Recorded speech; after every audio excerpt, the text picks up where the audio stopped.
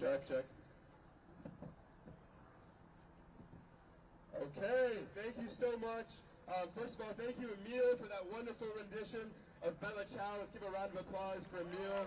Woo! Emil is an incredible graduating senior, incredible musician, just all-around incredible person. But thank you so much, everyone, for being here today. My name is Nurgel, and I'm just going to introduce and frame this rally today before we hear from our first speaker in just 2 minutes.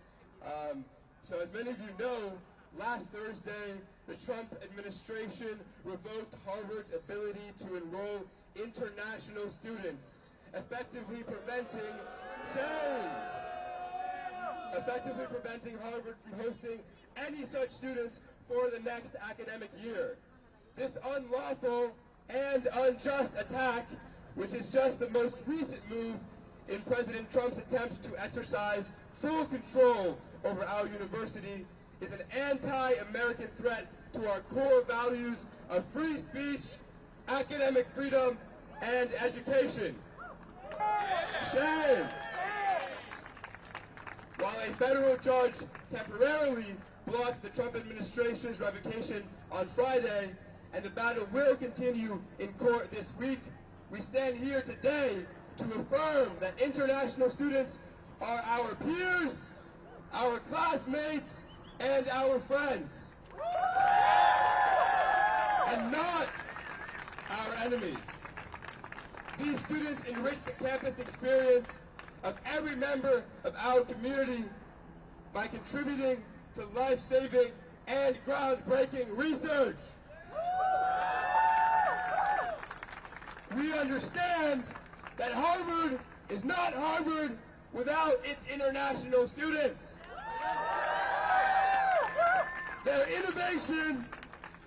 innovation, their self-determination, and their creativity makes Harvard great, and it makes the United States better. The Trump administration's actions from last week and throughout this entire semester confirm how far they are willing to go to impose their authoritarian agenda on higher education and suppress dissent. Shame! Now, more than ever, we must stand firm and hold our ground. We refuse to be divided. Before I introduce our next speaker, we're going to do a few chants just so we can feel the energy and solidarity being here today, standing up against authoritarianism and for our international peers. So first we're going to start with a very classic chant. I'm going to say, when immigrants are under attack, what do? Stand up, fight back. And we're going to repeat that. When immigrants are under attack, what do? Stand up, fight back. When immigrants are under attack, what do? Stand up, fight back. I said, when immigrants are under attack, what do? Stand up, fight back. I'll do one more chant, and then we're going to pass it off to our first speaker, which I'm so excited to introduce. So I'm going to say, first our funding, now our friends, and you'll repeat that. And then I'm going to say, we will fight until this ends, and you will repeat that. First our funding, now our friends. First our funding, now our friends. We will fight until this ends. We will fight until this ends. First our funding, now our friends. First our funding, now our friends. We will fight until this ends. We will fight until this ends. Now today, you'll hear from a group of students and faculty, both domestic and international. You'll hear how Trump's latest attack fits into the bigger picture of his authoritarian assault on higher education. You'll hear exactly what international students mean for our campus here at Harvard. And finally, you'll hear anonymous testimonies from international students who were unable to speak publicly out of fear for their safety. And first and foremost now, let's welcome together to the stage Jacob Miller, the president of Hillel in 2023, former chair of the Harvard Crimson's editorial board in 2024, and a graduating senior doing a double concentration in math and economics. Welcome, Jacob Miller.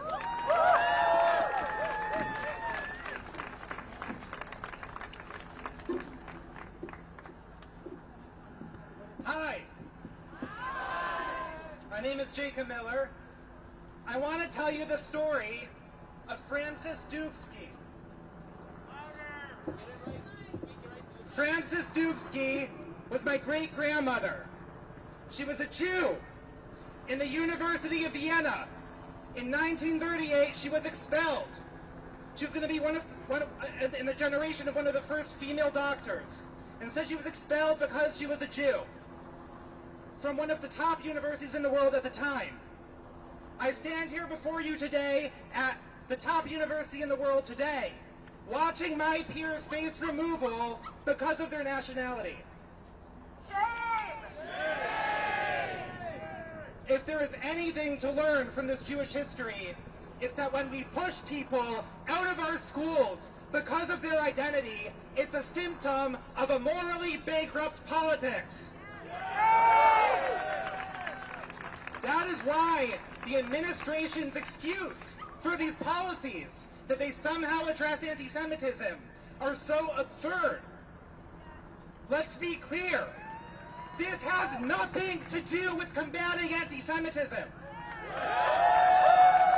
Anti-Semitism is a real problem. It's a problem at Harvard. It's a problem in our country. But these policies will do nothing to combat this age-old hatred. Instead, they are designed to divide us apart. And so I'm here today to tell you that the Jewish community rejects this administration's narrative. We will not allow our identities to be invoked to destroy Harvard. We will not allow our identities to be invoked to undermine institutions of higher education.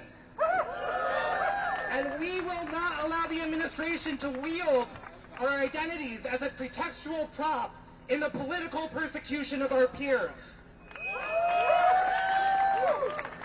The Jewish sage Ben Zoma asked, "Who is wise?" His answer, which is recorded in Ethics of the Father, says, "He who learns from everyone." I can tell you that in my time at Harvard, I have learned so much from the international community. There are problem set partners, our peers. They've been my co-editors at the Crimson. Most importantly, they're our friends. The idea that the wise man is one who learns from everyone is not just a Jewish idea. It's an American idea too. It's why we're a nation of immigrants. It's why people, like my great-grandmother, fought desperately to get a visa to come here. It's because we recognize that there is an important difference and that we can learn from everyone. We will not stand for this. Not the Harvard community and not the Jewish community.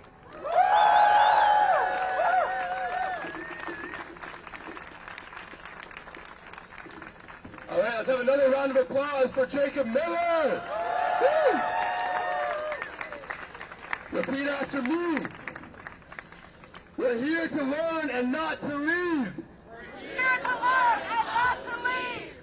In education, we believe. In education, we believe. We're here to learn and not to leave. We're here to learn and not to leave. In education, we believe. In education, we believe.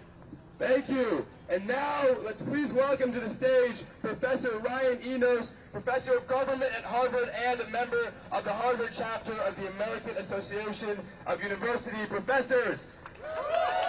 Let's hear it for Professor Enos.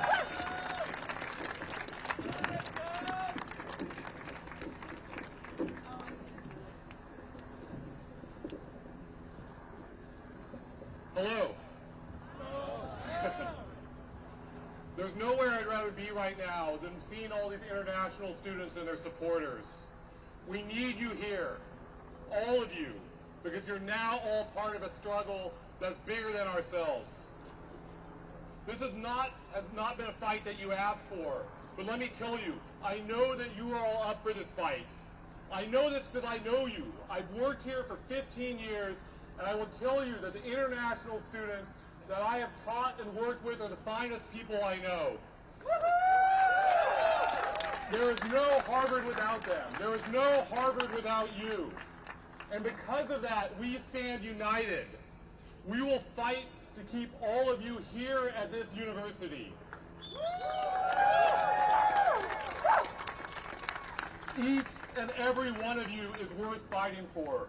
You each earned your place at Harvard.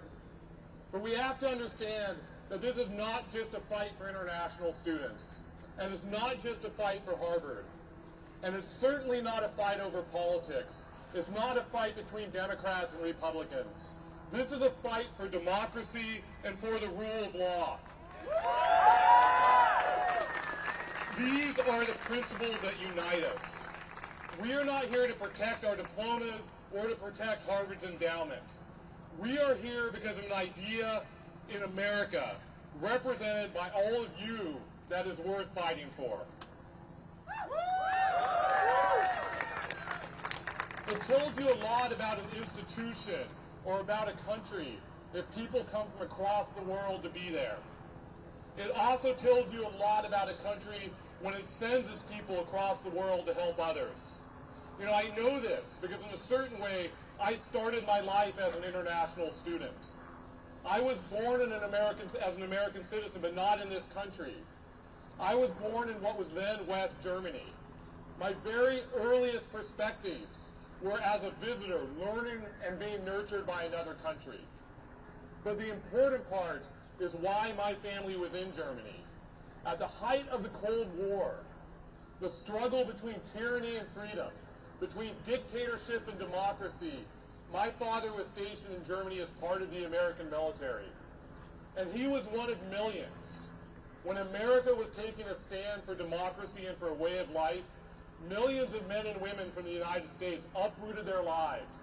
And American taxpayers paid with their dollars to be in the front line of freedom. It was America that took on that duty. We didn't leave it to somebody else to protect freedom. Now look, I'm not naive. I understand history. So I know that America was not perfect in its history. And I'm not asking you to believe that America is perfect now. But I'm asking you to believe in an idea. The idea that America can stand for something great. When my family was overseas, it was standing for something remarkable. It was a country that used its wealth and power to try to make the world a better place. For many of you, it was this idea of freedom and democracy and the blessings that flow from these that made you want to come to America. This is the noble idea of America, an America that brings in, teaches, and nurtures the best and the brightest from around the globe and gives so much back to the world. An America that sends its citizens and our science and our ideas around the world to better humankind. An America that stands for democracy, for the idea that a government is for the people and by the people. An idea that people, all people, have certain inalienable rights. But I want to be clear, all of this is now under threat. The attack on Harvard, the attack that is on all of you, is at the center of an attack on democracy, an attack on the rule of law. There's a reason that Donald Trump's attempt to keep international students out of Harvard was blocked by a judge in less than 24 hours. It was blocked because it's blatantly illegal. It not only violates statutory law, but it violates the American constitutional protections of freedom of speech and due process. Freedom of speech and due process, these are the foundations of the American system. These are the foundations of a free society. But Donald Trump is attacking these freedoms because they get in the way of his authoritarian takeover. This is what authoritarians do. And look, I know it may surprise you because he seems so obsessed with us, but Donald Trump doesn't actually care about Harvard. He wants to take Harvard down because universities stand for free ideas and for free speech. Free ideas and free speech get in the way of authoritarians. And so like authoritarians before him in places like Russia, like Turkey, and like Hungary, Donald Trump is attacking universities. And like other authoritarians, Donald Trump is attacking the most vulnerable members of our society, including immigrants. But let me tell you, he underestimated Harvard, and he underestimated all of you. That's right. Harvard stood up and said no. You all stood up and said no. And guess what? We are going to keep saying no because we understand what is at stake here. A rally like this shows what a powerful voice you are. Together we are a powerful voice, and we will stand up for Harvard and for the America that we believe in. I often tell my students that you came to Harvard to do something big, because you wanted to do something big, because you wanted to make a difference in the world. Right now, you are doing that. The world is watching as we speak, and we speak up for an ideal of America. This is what we are fighting for, and I know together that we can win. Thank you.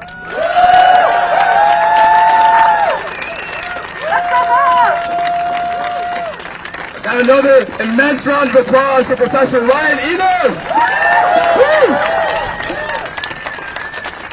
All right, we're going to do a few more chants before we hear from our next, another fabulous speaker.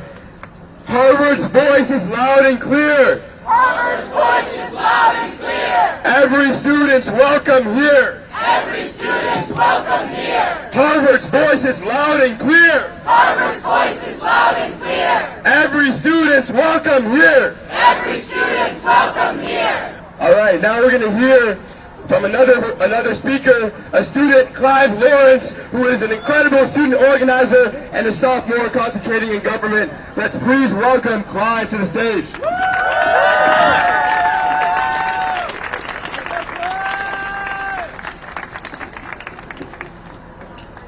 When immigrants are under attack, what do we do? Stand up, fight back. When immigrants are under attack, what do we do? Stand up, fight back. My name is Clive Lawrence, and I am a student at Harvard College. As a child of immigrants and part of a military family, I came here to study, grow, and learn from others. But today, those freedoms are under attack. Today, I am saying that must end. Today, I am here to stand for academic freedom, for free speech, and with international students. Over this year, Donald Trump has made his plans clear. An unlawful, unconstitutional crackdown on some of our most fundamental American values. He is attempting to bend our institutions to his will. Responding to this moment requires us to reckon with our history, our present, and our future. Harvard must be up to the task. The great cavern of change is here. There's no going back. We must choose to stand up and fight back against Donald Trump, against suppression, and against injustice. Trump has begun a dangerous march to roll back civil rights in this country. We've seen his vicious, racist attacks on speech and diversity, and his alliance with far-right billionaires who amplify fascist rhetoric. In broad daylight, if we want any chance of stopping their authoritarian agenda, we have to do it now, right here at Harvard and throughout our communities. When immigrants are under attack, what do we do? Stand up, fight back. When immigrants are under attack, what do we do? Stand up, fight back. That's right. What you hear in the news about Harvard isn't isolated. It's coordinated. An assault on dissent, on community, and on institutional independence. And we know this because of where Trump started. It has been 80 days since Mahmoud Khalil was detained for his political speech. A warning to every international student who dares to speak out that ICE could just disappear them from campus. It's been over a month since Trump began cutting Harvard's research funding, jeopardizing our university's core mission. And just under a week ago, Trump made one of his most brazen attacks yet, revoking our campus's ability to enroll international students. Shame! Shame! Are we going to let that stand? No! Are we going to let What do we need to do? We need to stand firm. Stand firm. Stand firm. Stand firm. Stand firm! That's right. We have to end these attacks. It is up to us, each and every one of us. You already know this by being here. Harvard's mission is under siege, not in theory, but in practice. Trump's policies are choking our ability to teach, to learn, and to grow. But we also know something else. When students build power, we win. When campuses build power, we win. When communities build power, we win. History proves it. When students push back against oppression, when we organize with working people and fight for justice, we what? We win. At Harvard, we are joining a long line of anti-war movements, of civil rights movements that show how exactly we can bring about change. And today, we commit ourselves again to resistance and solidarity, especially now more than ever for our international peers. But we must be clear. This is not the kind of solidarity where leaders say one thing and do another, or worse, don't do anything at all. Harvard will only continue fighting for its international students as far as we push it to. Because we mobilized, we can be proud that Harvard is taking Trump to court. But if we want our campus to truly reflect justice, inclusion, and belonging, we must go further together. So let's keep building this movement. For students here, join student groups. For communities here, join community organizations. March in solidarity. Demand protection for our peers and hold our university accountable every step of the way. Because history doesn't remember those who sat quietly while democracy was dismantled. They remember us, the ones who organized, the risk takers, the ones who stood up when it mattered most. We are those people. We are that moment. And our power is just beginning. Let's get to work. Thank you.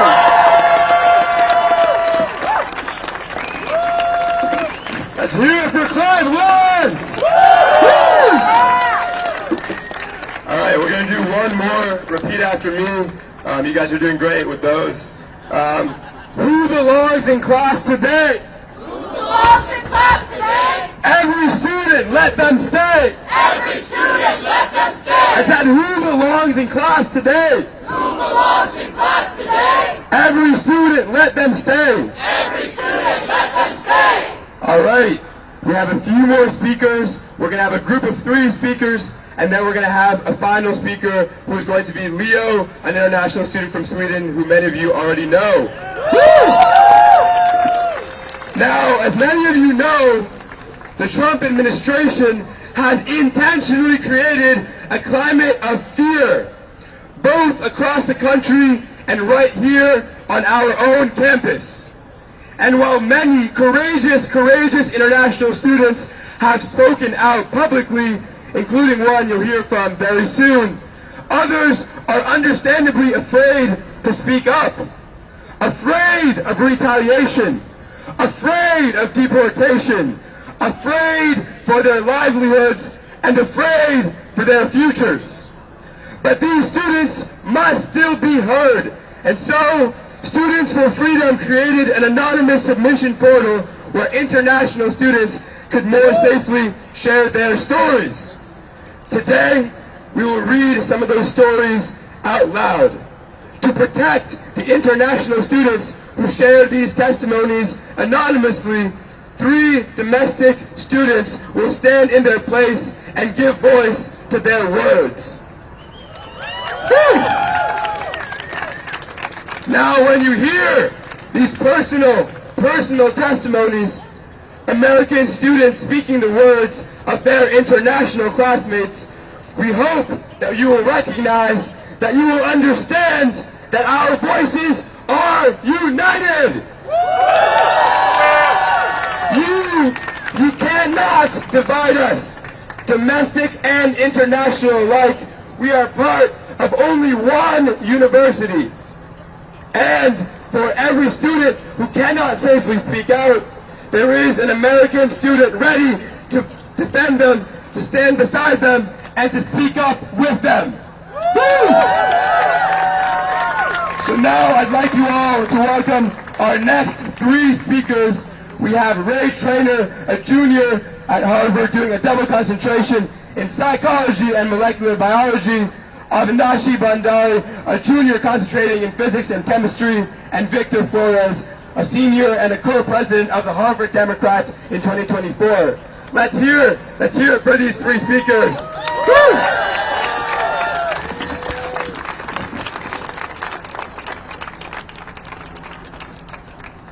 Can everybody hear me? No!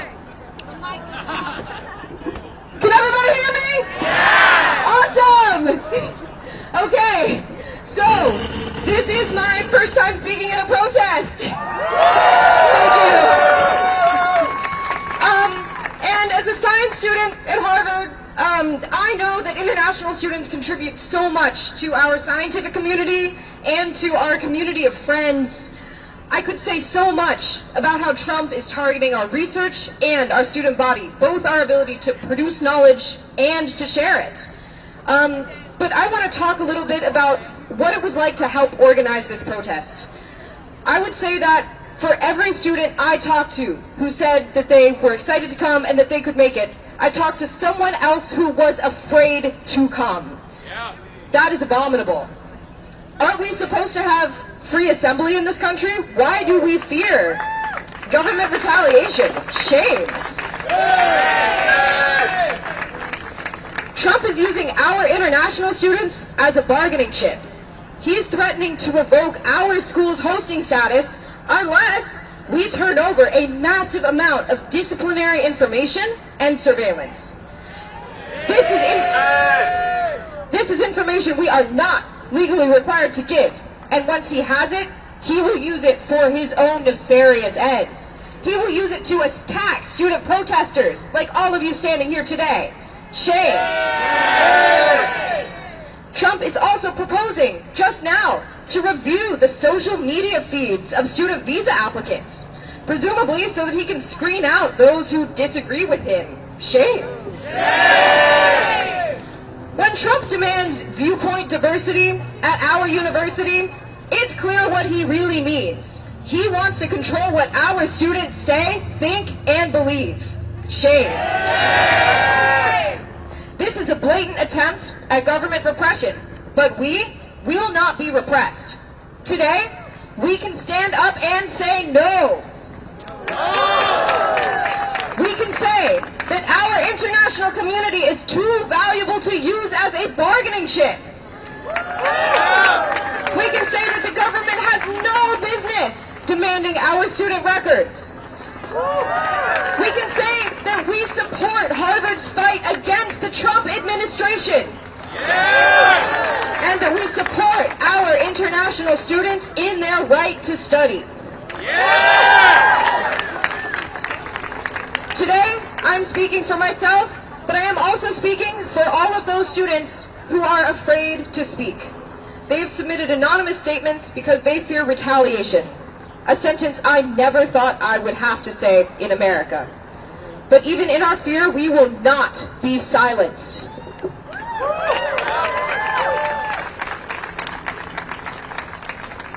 Okay, our first statement, my first statement, comes from an international student who is a freshman in the class of 2028. And they said, "I am enraged and infuriated by the Trump administration's decision to revoke Harvard's SEVP certification, the latest episode in a series of vicious attacks against our university. This has nothing to do with fighting anti-Semitism or pro-terrorist sympathies on campus, and everything to do with punishing our university for its refusal to bend its knees and lick Trump's boots. We stand united against the illegal and unconstitutional actions of this administration, and we will not give up the fight. Hasta la victoria siempre."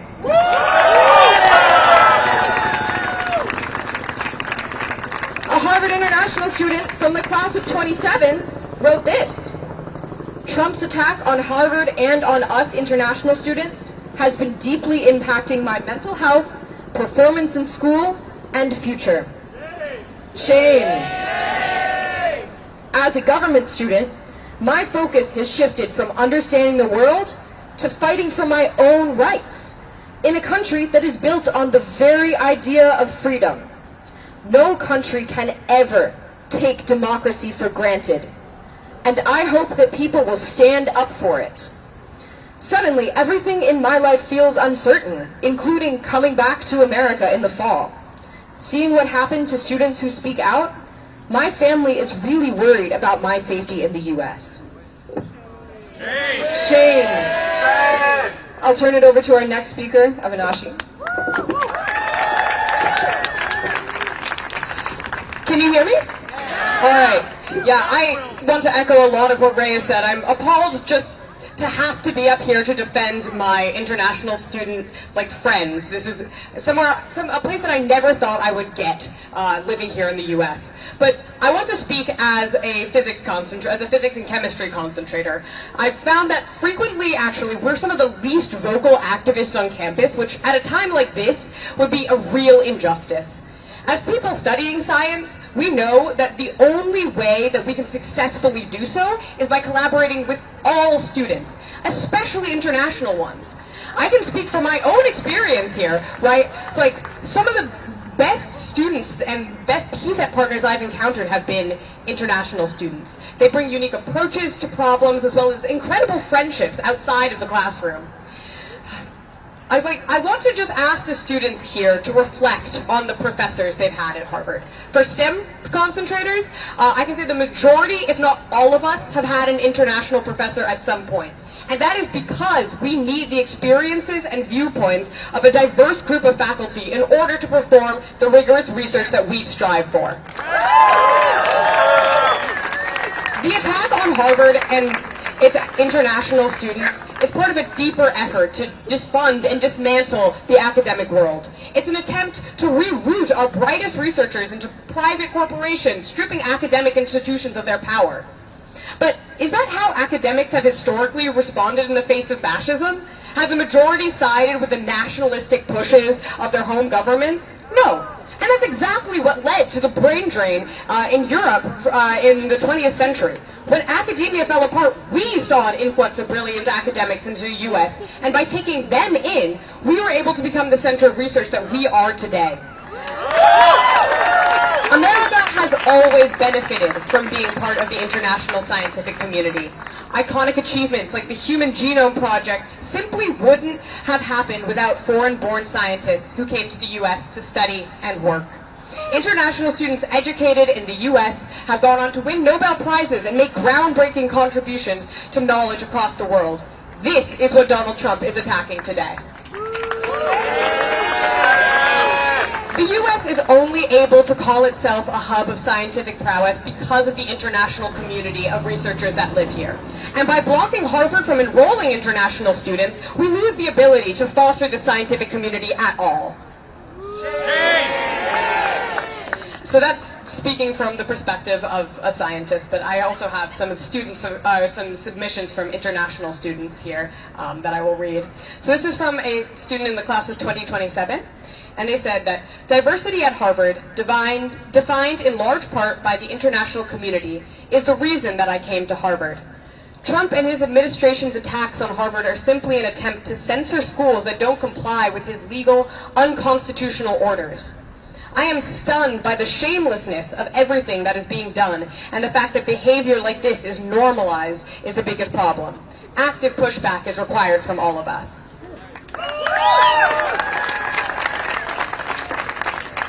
Another sophomore international student says, I come from a country that has a well-protected human rights and democratic values. I never thought that by coming to America I would lose the same freedoms I was lucky to grow up with. In light of recent events, I worry that this country is on a path towards authoritarianism, something that will harm even Americans. I will now pass off to the next speaker. Hello everyone, and thank you for having me. As you see, I am a graduating senior, standing before you, wearing my regalia, set to walk the stage on Thursday, and it's crazy to think that instead of celebrating with my family, I had to leave my dinner early to come to a rally to advocate on behalf of our international community here at Harvard, who have been an incredible part of my story here at the university, and want to share a bit of that with you here today. So I wanted to briefly share some words from the perspective of a senior who has been deeply impacted by international peers over my time at Harvard. Coming from a small, rural community, most folks back home don't end up leaving our hometown. Few travel outside of the United States. As a student at Harvard, the world opened up to me as the campus's diversity gave me the opportunity to collaborate and exchange ideas with students from communities, backgrounds, and with experiences completely different from my own. And this learning began quickly as day one, when I had the immense luck to be sorted into a room with my gorgeously kind first-year roommate, an opera singer from India. Among the many things that he taught me was a surprising amount of German, as he used our common room as a rehearsal space where he prepared for his role in the magic flute. Most importantly, however, he taught me the value of authenticity. One of the first things that I learned about him was that he was gay. I had never lived with a gay person before, but his openness and kindness allowed me to ask questions about his life and experiences, finding that some of the things that I had been feeling, but too afraid to share, were similar to his story. Ultimately, I had to do the hard personal work to unpack my internalized homophobia so that I could be honest with myself.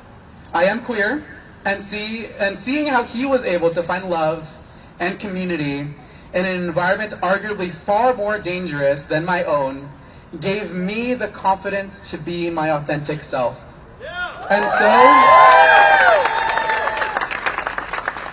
And so he was the first person I came out to in our shared room in Pennypacker freshman year. I share this to say that I would not be the person that I am today without the relationships I have built with my peers, both international and domestic, here at Harvard. And for that, I am eternally grateful.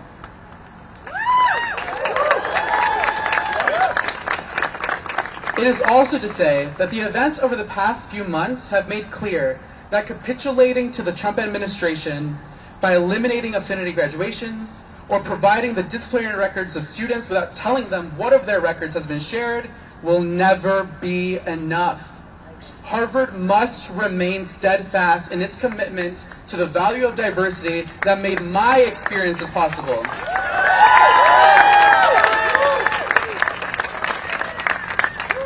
Now, I thank you all for the opportunity to share my perspective, but now I'd love to share those of my peers who cannot be here with us today without great risk. From the class of 2027, to everyone, no matter where you lie on the political spectrum, I hope this matter opens your eyes. College is an opportunity to learn from your peers. The perspectives international students bring to the table make their peers better and more prepared to take on the world. Harvard is not Harvard without its internationals.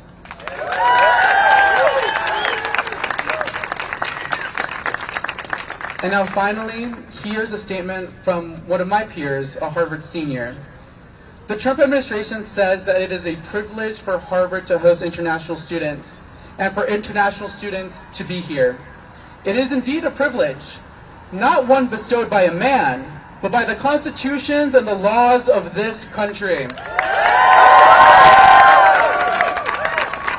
We applied to Harvard, got in, went through the lengthy visa process. We followed all the laws. We earned it.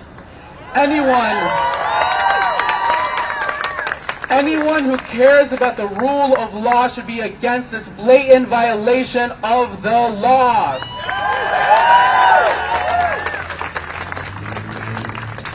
So thank you all once again for having me and my domestic peers up here to be able to share the perspectives of our international students. We urge you to continue to listen to those of the international students and the international community that are able to step up and step forward. And for those of you who are fearful, rightly so, know that you have the backing of the rest of the Harvard community to stand up for you, to be your representatives, and to advocate so that you don't have to risk being here to do so. Thank you all.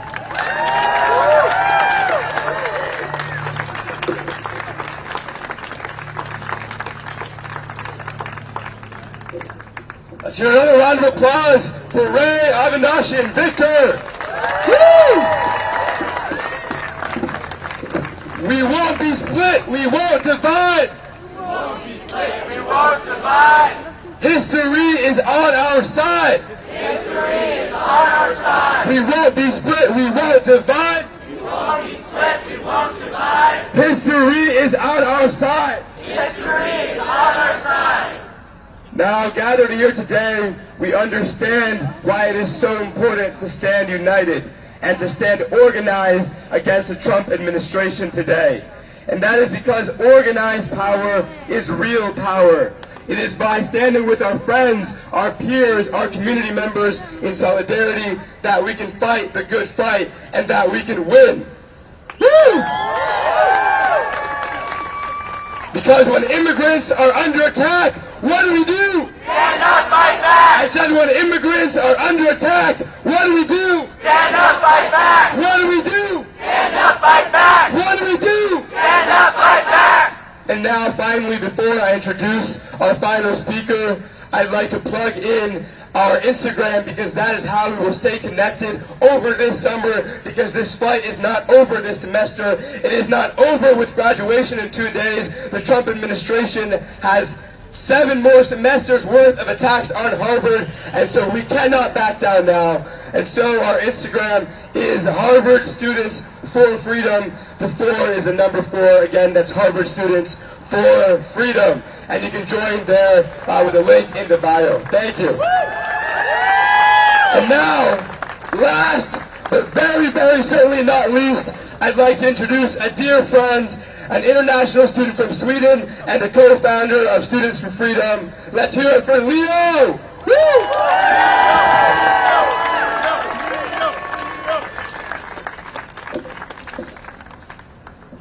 Not the best day to fall.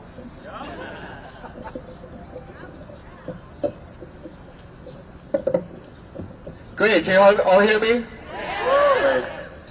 Thank you so much, Nuriel, and thank you all who showed up from the Harvard community, from the Cambridge community, and beyond. The last couple of weeks have been nothing what I expected senior spring to be. In response to Trump's assault on higher education and on free speech, we started to mobilize this movement, Students for Freedom. Woo! And I have taken every opportunity to stand up for the values that were the reasons that I came to America in the first place.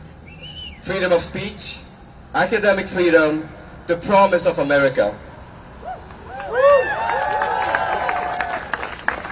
And because of that, I've lived with a constant fear of not being able to attend this commencement and graduate. When a man looks at me for a couple more seconds than usual, my heartbeat has started going up. Because it might be an ICE agent who's about to detain me like they did with Romesa Ozturk, Mahmoud Khalil, and Xenia Petrova. I can no longer count how many times people have told me that what I'm doing is too risky, that I need to get a lawyer, that it's not worth it, that I should be careful with what I say. And that, my friends, should be proof enough that this country is on a very, very dangerous track. And in his attempt to dictate our speech and take over this university, Trump is willing to use all internationals as poker chips, as collateral. It is deeply, deeply dehumanizing. He's throwing people's lives into chaos, and the uncertainty itself will deter people from coming to America to study and do research. Because without these international students, Harvard is not Harvard. That's right.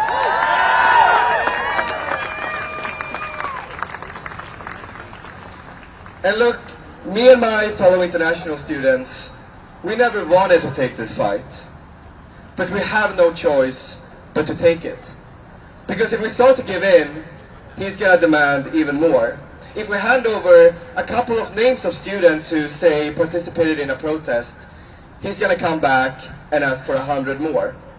If we fire a few controversial professors, every economics professor who criticizes his tariffs, or a medical researcher who developed vaccines, or a law professor who simply teaches the Constitution, all of them will then be at risk. That is why we have to stand firm, we have to stand united, because we will never, never surrender our independence. So Harvard, please join me in saying no to every single one of Trump's demands. Are we going to let Trump dictate what can be said in our classrooms? No! Louder! No! Are we going to let Trump fire professors who disagree with him? No! Are we going to let Trump install himself as provost of this university? No! Never! Never, never, never. Because doing so would be a shame to the ideals and values that this place is supposed to install in us, and that we celebrate this week in particular. Veritas, the right to voice dissent, whether it's in the classroom or it's from the stage of a protest. And doing so would be a shame to the people who walked before us. Those who fought on this very ground 250 years ago to reject a British monarch in favor of a free country. Those who fought for black students to be admitted to this campus. Those who fought for women to be admitted to this campus.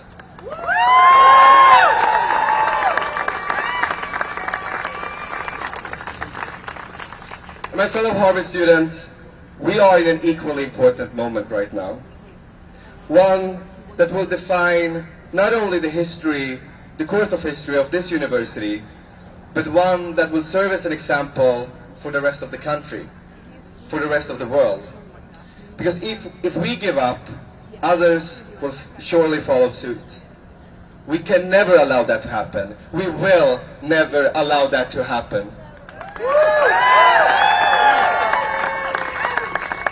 Because, my friends, Trump's intentions, they are pretty clear. He wants to rule as a dictator. He's going to continue to make demands, threats, trying to intimidate us, trying to crush any resistance. But whether he succeeds or not is up to us. We have the choice of whether to accept it or rise against it. We have agency. We, the people, have the ultimate power over the direction of this country.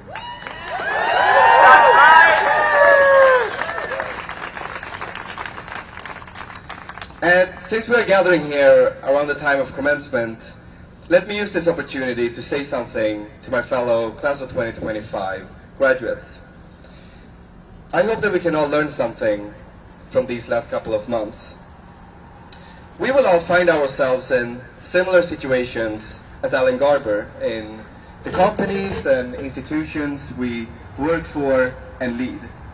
Collectively, the class of 2025 is going to have a lot of power in this world. Use it wisely. Use it to resist any attempt to make you do what goes against your principles. Let's all use it to put us on a better trajectory than the one we are on right now. Thank you all for listening. Thank you all for coming to this. Thank you all for the wonderful speakers. I'll give it up. Last one to Miriam.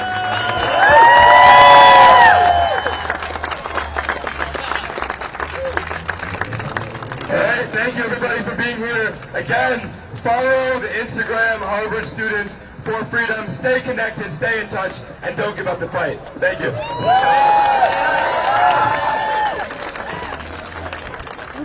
Would you like also do a quick interview about why it's important for you to be here today? Awesome.